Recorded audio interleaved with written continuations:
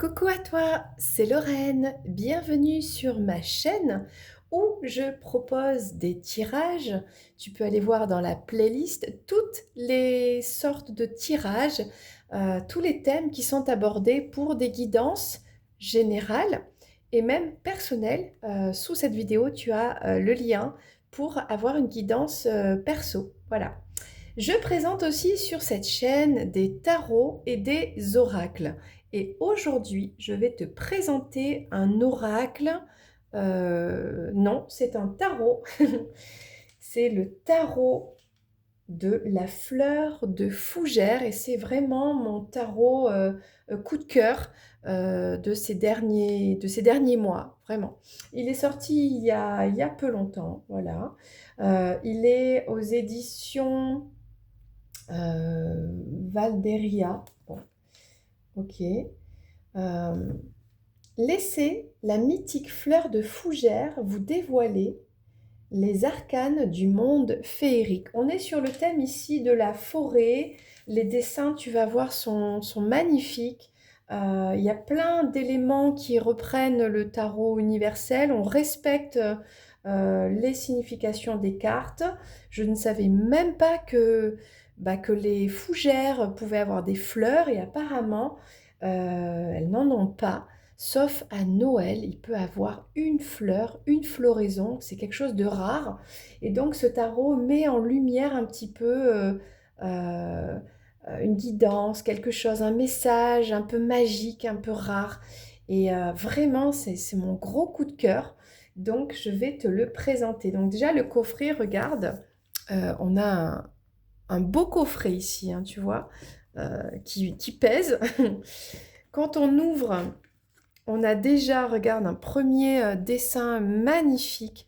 Euh, j'adore à la peinture, à l'aquarelle. Enfin, c'est magnifique. Les artistes, donc c'est je vais y arriver. Vassilissa et Gamsukov. En tout cas, c'est magnifique. Alors, on a un livre. Regarde, le livre est en couleur. Il va t'expliquer Euh, donc, à propos des autrices, donc ce sont deux femmes. Ok. On a le sommaire. Et tu vas avoir l'explication de chaque carte une par une. Bienvenue dans le monde du tarot de la fleur de la fougère. Donc, comment cela fonctionne-t-il? D'où viennent les réponses du tarot? À quoi sert-il? L'intuition, on va t'expliquer l'espace de tirage, le matériel complémentaire et optionnel. Avant un tirage, ce qu'il faut faire, comment poser les questions, tirer les cartes, comment les tirer, interpréter les cartes, l'importance du folklore. Donc voilà pourquoi les autrices elles ont fait ce tarot. C'est pour ça que moi je l'ai choisi, parce qu'on est sur un thème vraiment à part, vraiment spécifique et très très beau. Ça m'a vraiment parlé. Euh, voilà, donc on explique tout ça ici. Ce que vous allez trouver dans ce tarot, la structure du tarot, donc on a les 22 arcanes majeurs, les 56 arcanes mineurs divisés en 4 suites. Les bâtons ici sont renommés les étincelles, les coupes les gouttes, les pentacles ou les deniers sont les racines et les épées sont les épines. Donc voilà, on explique tout ça. Je trouve ça quand même super parce que souvent, on se retrouve avec un jeu et on ne sait pas trop comment l'utiliser. Là, même si tu es débutant, débutante, tu vas pouvoir apprendre, tirer les cartes, avoir la signification de chaque carte, savoir faire des tirages. Tu as des exemples, regarde. On te propose le tirage quotidien, le tirage prise de décision, le tirage du corps nu, le tirage connexion végétale-animale. Tirage des métamorphoses, il a l'air bien complexe, celui-là est hyper intéressant, ça me donne trop envie de le faire d'ailleurs. Euh, voilà, on parle des tiges, on parle des feuilles, des fruits, c'est trop bien. Donc on a la carte supplémentaire, il y en a une, c'est la fleur de fougère.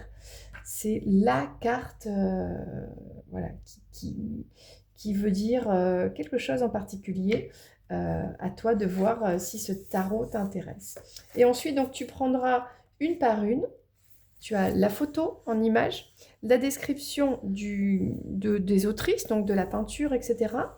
La description et l'explication de la carte, et puis tu as des mots-clés pour bien comprendre.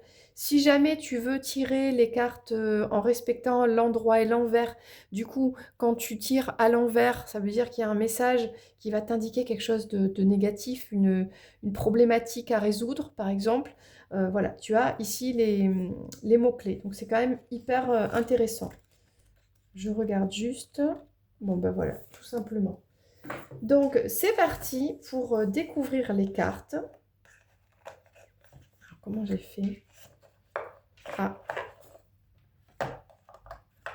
Alors, je ne me suis pas bien débrouillée parce que normalement, on tire...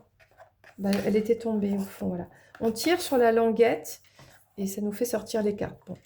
J'ai du mal le ranger tout à l'heure. Et voilà, il y avait des cartes au fond. Ok. Alors, on va les mettre ici. On a une tranche. Donc déjà, le jeu, c'est lourd. La tranche est quand même assez épaisse. Elle est bien cartonnée. Elle est glacée, bien carrée. Donc à peu près la taille de la main. Donc c'est parfait. Elle glisse bien quand on les mélange. Voilà, la tranche est neutre. Ok. Et enfin, moi, j'aime beaucoup. C'est un jeu avec une belle qualité. Alors, c'est parti. Ah bah, ce sont celles-ci qui sont tombées alors. Alors, je sais plus où est-ce qu'on en est là. Alors, normalement, je l'ai mis dans l'ordre. Et oui. Je l'avais rangé pour toi. Alors, ça commence à la carte 0. Bon. Je m'épose, je revois mes cartes et c'est parti. Je comprends mieux, c'était ces cartes qui étaient tombées. Donc, ce sont les premières cartes. Donc, c'est parti. On commence avec la toute première carte. C'est la carte du fou que tu reconnais ici. Et ici, ça s'appelle l'émerveillement. Donc, c'est vraiment le côté, l'innocence, le fait d'aller de l'avant, l'insouciance. J'adore cette énergie. Le dessin est vraiment magnifique. La carte du magicien, donc on voit la main du magicien avec la baguette magique. Ça ressemble un petit peu à l'as de bâton aussi, je trouve. Voilà, très très belle carte. La sorcière, donc c'est une femme au pied d'un arbre. Elle peut même être enceinte. Elle est connectée à la nature. Donc elle a sa feuille de fougère ici. Très jolie. Donc ça, c'est Brigitte. Alors, dans le livre, il y a l'explication de chaque personnage qui apparaît dans ce tarot. Donc, on est sur la mythologie, peut-être de la culture, enfin, tout ce qui est en rapport avec la forêt. Euh, donc voilà, les lutins, les fées, le côté un peu Moyen Âge, la culture anglo-saxonne aussi. Donc là, c'est Brigitte. Donc ça, c'est pour l'impératrice. Pour l'empereur, on a la Morrigan. Donc c'est une énergie quand même féminine. Elle est sur... c'est un menhir ici. Donc ça ressemble à la carte du tarot universel, mais il y a une adaptation avec une histoire, quoi. On est ici sur la carte du dragon. Alors ça, c'est intéressant parce que normalement, c'est la carte du pape. Et ici, le pape, ben, c'est un dragon. Et ça représente le savoir, la sagesse, voilà. Et plus, parce que dans ce tarot, vraiment, il y a vraiment une mythologie vraiment très intéressante que je ne connaissais pas. Et je ne connais pas toutes les cartes. Mais je t'invite, ben, toi aussi, à lire le livre qui correspond à chaque arcane, quoi. Ensuite, on a les amoureux ici, ça s'appelle l'engagement. Donc, on parle bien ici de l'amour, de ces deux êtres dans la forêt. C'est très, très joli. Alors, ça, c'est la carte 7. Le sylphe. Je pense que c'est un arbre ou c'est un esprit, l'esprit de la forêt. Normalement, 7, je crois que c'est le chariot, hein, il me semble. Hein. Ok, donc l'esprit de la forêt, l'esprit de la montagne, ici. Donc peut-être ça pourrait être la force. La justice. Et on voit, si tu vois bien, que la montagne, elle a un visage ici. C'est peut-être la justice, oui. Et là, bah, je me mélange.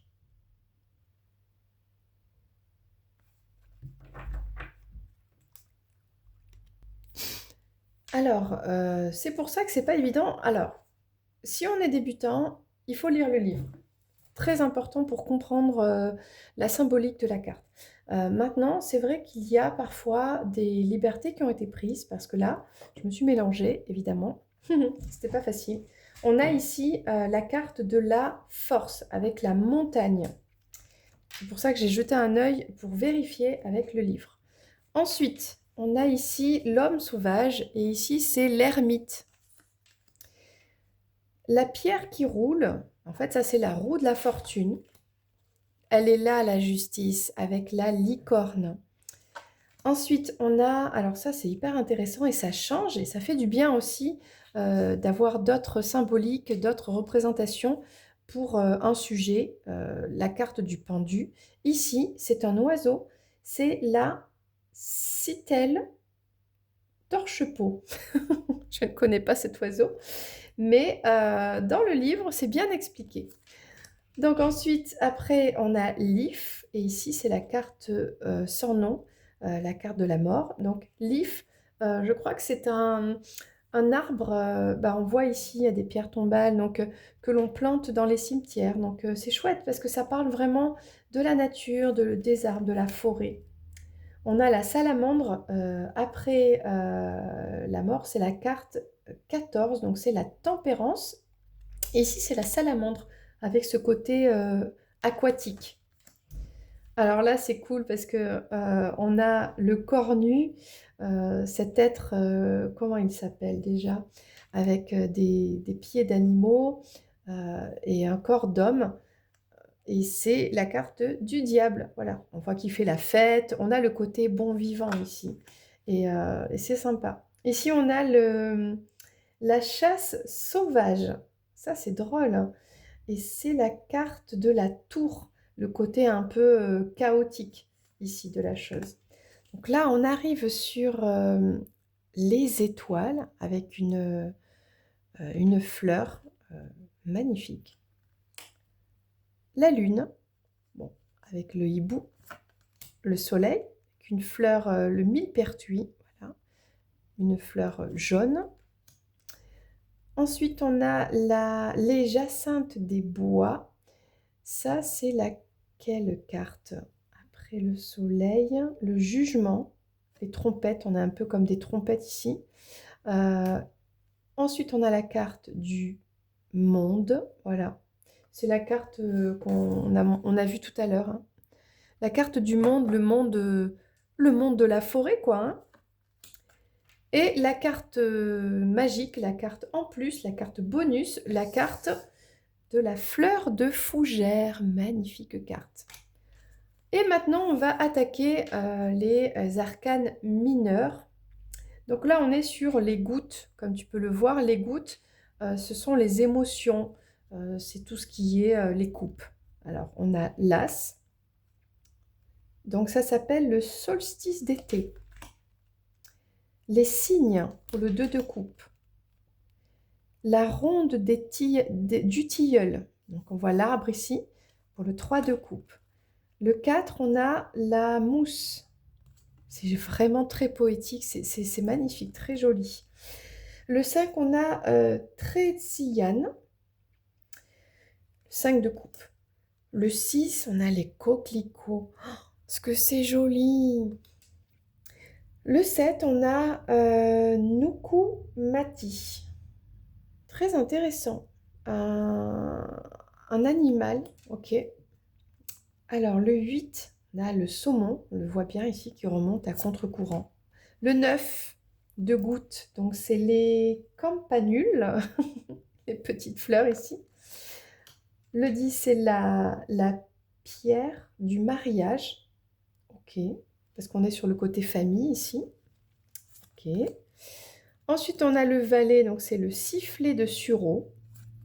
Le cavalier, c'est le poids de senteur.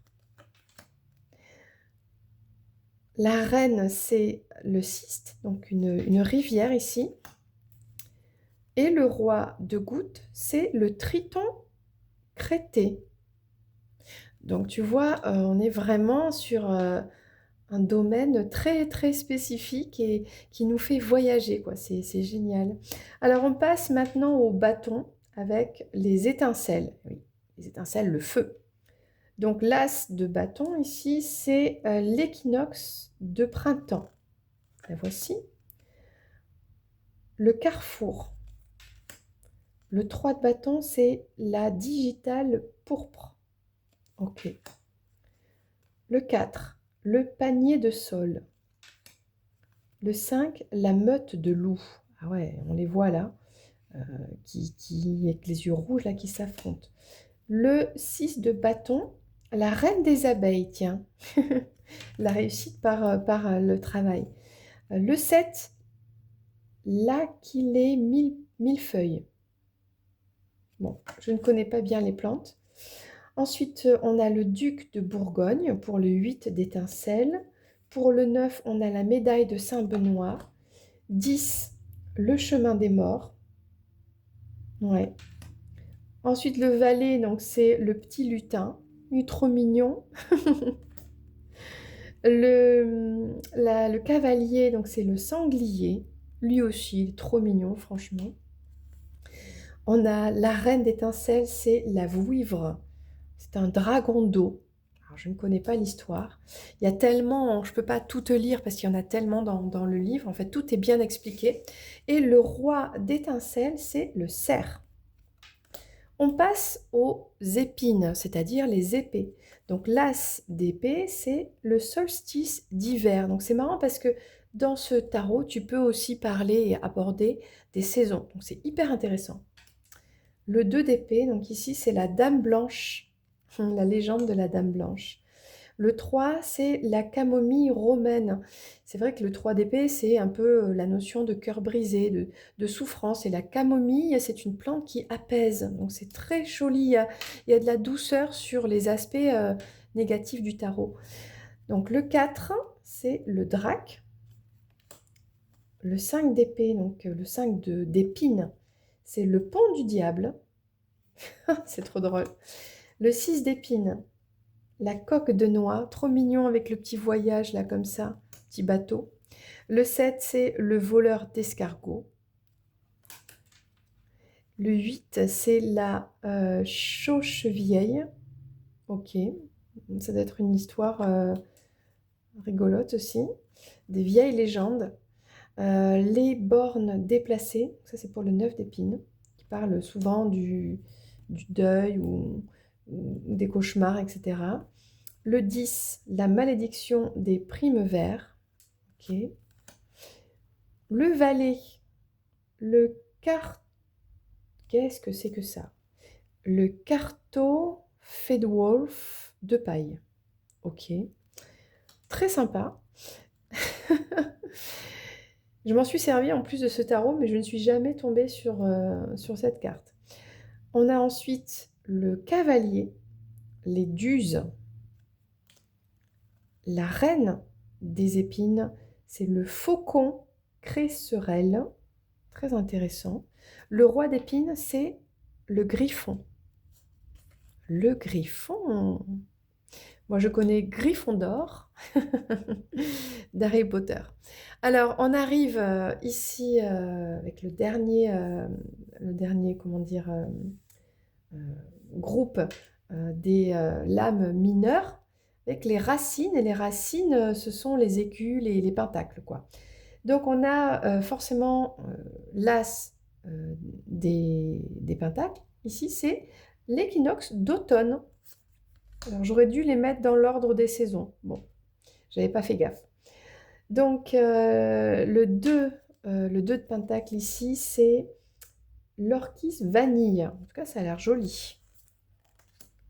Ensuite, on a les airs d'huître. Le 4, c'est l'écureuil. Oh, il est trop chou. Et oui, il accumule les petits glands et les met comme ça dans son arbre pour se les garder pour plus tard. C'est ça, hein, le 4 des deniers, ce petit écureuil. Vraiment, ça donne une image très mignonne du tarot. J'aime beaucoup. Le 5, c'est le Dahu. Ah, c'est drôle ça. Le Dahu qui est capable de rester comme ça dans la montagne en équilibre. C'est rigolo. Alors, ça c'était... bon, je me suis confondue, parce que ça c'était le 2 de Racine. Oui, ça parle de l'équilibre. Alors, tout à l'heure, on a eu quoi? Ben, j'ai confondu avec... Alors, on était l'As, le 5. Ben, qu'est-ce qu'il fait là? C'est là. L'équilibre, le 2, le 3, le 4. Le voilà, le 5. Le 6 de Pentacle, c'est l'or des fées. Trop joli. Le 7, la mandragore. Waouh, trop joli. 8, le baume magique. Le 9, la valériane. Oh. En plus, il y a sûrement des idées pour faire des huiles essentielles, des concoctions, des tisanes, etc. On est vraiment sur le côté nature, faune et flore, les animaux, tout ça. C'est vraiment trop beau ce tarot.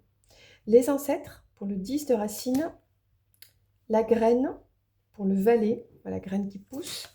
Le cavalier, ben, c'est la haie que l'on a entre les champs, quoi. La reine des racines ici, c'est l'esprit du foyer. C'est trop mignon et c'est le foyer du petit lutin. Et on finit avec le roi des racines ici, c'est le laurier. Donc c'est une plante. C'est magnifique, vraiment. Écoute, j'espère que tu as pu voir les cartes une par une de ce magnifique tarot de la fleur de fougère. Voilà. Et moi, je te dis à bientôt pour une prochaine vidéo. C'était Lorraine. Ciao, ciao!